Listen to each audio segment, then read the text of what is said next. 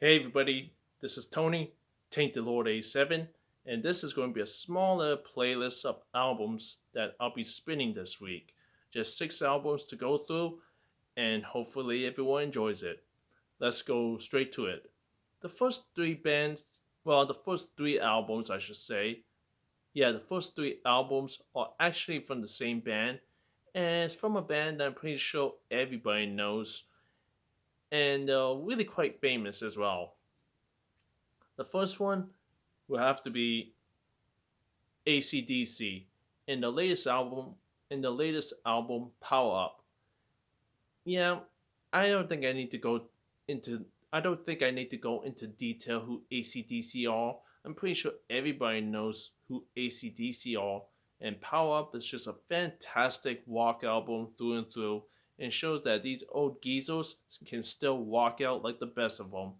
And it's just a really, really fantastic album overall if you're a fan of AC/DC. So, yeah, Power Up by AC/DC. A fantastic album from this legendary band.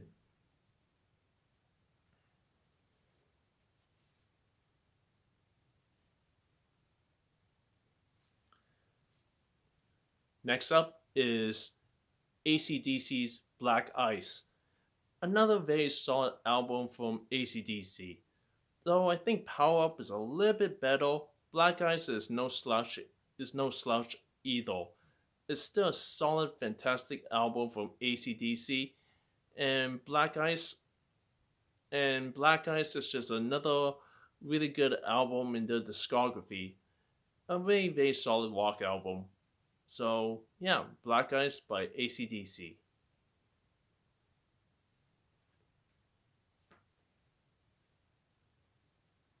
And the last AC/DC album that I'll be spinning this week is a pretty underrated album when it comes to the later discography, but I happen to really enjoy this one, and that's Walk and Bus. Walk or Bus by AC/DC.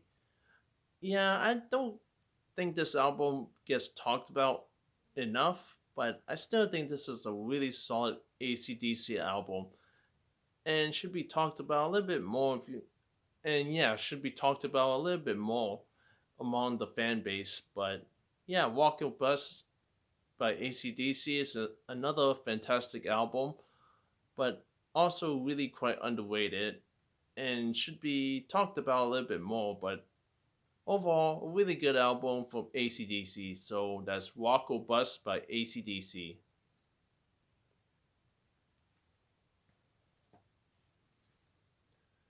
Okay, the next band that I'm going to show off is a metalcore band from the US that I grew up listening to back during my high school days, and that's All That Remains. And I think this is the debut album behind Silence and Solitude. This is just a very raw, primal, aggressive metalcore album from the early careers of All That Remains. While the latest stuff, uh, while the latest stuff after the fall of ideals is not really my cup of tea, the early stuff is very, very aggressive, raw, and just very primal sounding, at least to my ears. And this blend of metalcore from All That Remains, I really enjoy. Very heavy and riffy. And yeah, the early stuff is where it's at for me. So yeah, All That Remains, Behind Silence and Solitude. A great album from this metalcore band. I wish they can go back to this kind of sound, but oh well.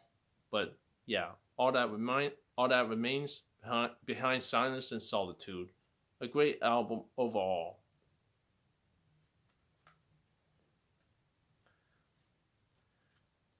Next up is a Japanese black metal band that I'm pretty sure everybody knows and kind of hard to describe, especially this album, outside of them just being black metal, and that's Psy's Imaginary Sonicescape.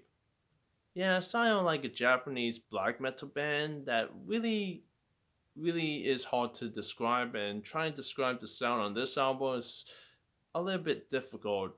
Like they have like some 70s, almost 60s sounding keyboards and synth, and has some avant-garde moments here and there, but also shows some very whiffy black metal as well. So yeah, this album is very hard to describe as very all over the place, but it's also very interesting and keeps me hooked and really interested.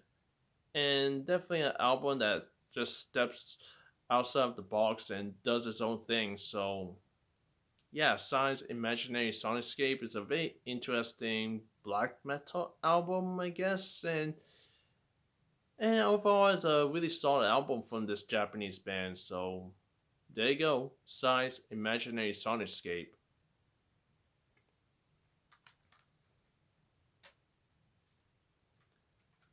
And the last album that I'll be spinning this week is it's an album that everyone should know and should have in their collection if you're into the whole Viking metal, heavy metal, black and heavy metal sound or whatever, and that's Bathory's Blood Fire Death.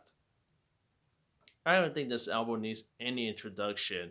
This album is just epic, very heavy and triumphant sounding, and and definitely an essential metal album that should be in every metalhead's collection. It's very heavy. It's heavy, has some epic moments, and feels like very triumphant sounding, at least to my ears. And yeah, this is just one of Bathory's best albums.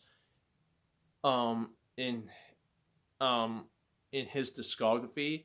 I'm not sure if Bathory should be considered a solo artist or an actual band, but either way, this is one of the best albums in Bathory's discography. So yeah, Blood Fire Death by Bathory is just a classic.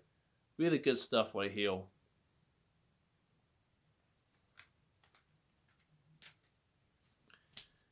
And that's it. That's my playlist for this week. Very short and sweet, and hopefully my description of the albums wasn't too far off. So hopefully everyone enjoys it, and let me know what you think in the comment section down below. So yeah, thanks again for watching.